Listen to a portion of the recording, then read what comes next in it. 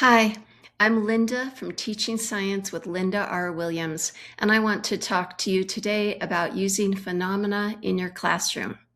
These phenomena bell ringers are designed to get students thinking like real scientists. Start by displaying the phenomenon for your students. Before you explain anything, let the students do the thinking.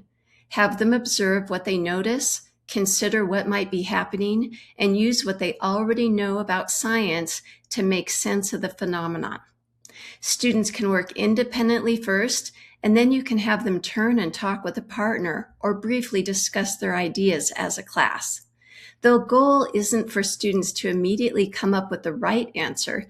The goal is to get them observing, questioning, explaining, and making connections to science concepts.